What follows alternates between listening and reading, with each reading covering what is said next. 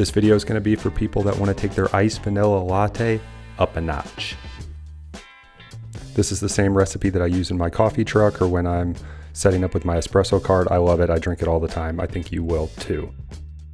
So first things first, we need to make a great vanilla syrup. So let me show you how I make vanilla syrup at home. The first thing you're going to do is bring a little over a cup and a half of water to boil.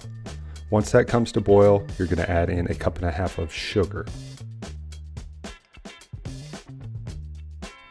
Once that sugar is nice and mixed in, we're going to reduce our heat down to simmer, and we're going to get a vanilla bean pod. We cut this vanilla bean pod in half.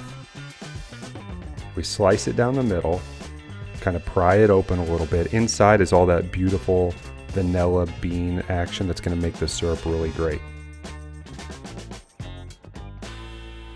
So you take that vanilla bean, go over to your pot of what is now essentially a simple syrup, and you scrape all that vanilla bean right in there. So now that that's simmering, you want to leave that for about 20 minutes. After the 20 minutes is up, all you got to do is remove it from the heat and let it cool, maybe for another 10 or 15 minutes. Then, once it's cool, I like to filter it to get any little particles or big chunks out. The cool thing about this filter is that it lets all those little vanilla bean pieces go through into the syrup. They get to sit in that syrup and kind of infuse that flavor a little bit more. I also like to drop the pod into the vanilla bean and let that stay in there. And I feel like that helps kind of infuse more flavor into it. So this simple syrup will stay good in your fridge for about a month, but you'll probably use it before then. You'll love it so much. So now that we got our simple syrup done, let's get down to business. First thing we're gonna do is take that same simple syrup and add a tablespoon of it to a cup.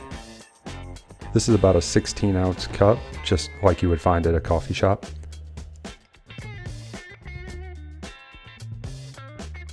Once we do that, we're gonna add 8 ounces of your preferred milk. I use whole milk here. I like the way this milk tastes. That's up to you. If you like oat milk or something else, you can do that too.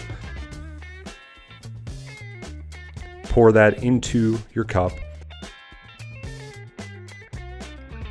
And the secret here is that we're gonna stir this together, because if you don't stir it up now, you're gonna have that syrup just sitting at the bottom. We wanna mix that syrup up with the milk.